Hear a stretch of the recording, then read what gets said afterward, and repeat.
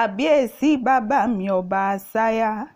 ọba àsátọ lọ́jọ́ kan dààmú torí ìwọ lọ́gbàgbà tí gbàrà ayé o ọ̀gbàgbà tí gbàrà àdúgbò ìwọ láfọbàjẹ tí gbàdọ̀bálẹ̀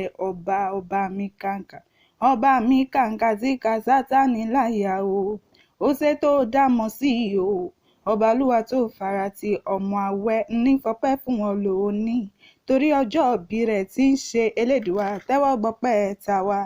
ńlẹ́ ọbalúwa tó farati ọmọ àwẹ̀ máa gbóhùn lẹ́nu mi bí mo ti ń kí ọ Omidan Akéwì lèmi jẹ́ iyebíye rẹ ló rán mi ní iṣẹ́ o Olómidan Akéwì Báńkádé orí mi ó ní Báńkọ́ba tó jẹ́ tìlú fi rojú àní ó Báńkọ́ba tó jẹ́ tìlú tòrò minimini ló jẹ́ máa kí ọ ní kíkí lọ́balọ́ba kábíyèsí ni wọ́n kọ́ba lóde lẹ́yìn iyebíye ní kí ọ o òun pé kábíyèsí ọba olúwa tó farati ọmọ àwẹ̀ ọ̀jíire bí o ẹ̀mọ́ jíire lópò lé àfìmọ́jó jíire nísàrẹ̀ gbọ́nà jíire bí ò jíire mi ò mọ̀ bọ́ba olúwa tó farati bá ti jíire àbùsẹ̀bùsẹ̀ ọba olúwa tó farati o iyebíye ní kí ọ lọ́wọ́lọ́wọ́ ó ní ó ṣe òkú ìtọ́jú ó ní ire lójú owó rí ire ló máa rí lójoojúmọ́ ibi gíga láyé tirẹ̀ jojúmọ́ ló máa tẹ̀ wájú òkè òkè ṣá ló máa lọ ọba olúwa tó farati dúró ná jẹ́ ìyá délé àwọn bàbá tó bí ọlọ́mọ àìdébẹ̀ wọn ò jíṣẹ́ pé èmi ò jẹ́ gbákwèrè lọ́wọ́ olúwa tó sìn ṣe bó ti mọ̀ pé iyebíye ti ẹnìkan ni àìfẹ́ gbákwèrè ló jẹ́ máa kí ọdẹ́lé bàbá tó bí ọlọ́mọ nílùú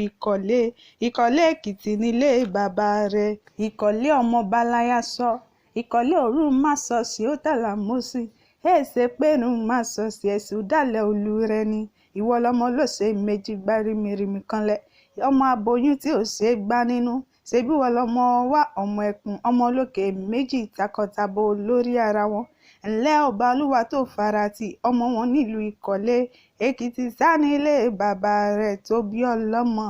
ìwọ ti sọdún èyí kọ́lú ọ̀dàkùnjẹ́ ò sọ̀pọ̀lọpọ̀ láyé ń bí nínú ìdẹ̀ra nínú ìfọ̀kànbalẹ̀ ni wàá lò gbé sí ayé tirẹ̀ ohun rere gbogbo tó wá rawọ́ rasẹ̀ fún wájú olúwa kọ́ba òkè dákun fàṣẹ sí gbogbo wọn. Happy birthday ọba olúwa tó farati ọmọ àwẹ̀ happy birthday fún ọ. Happy birthday.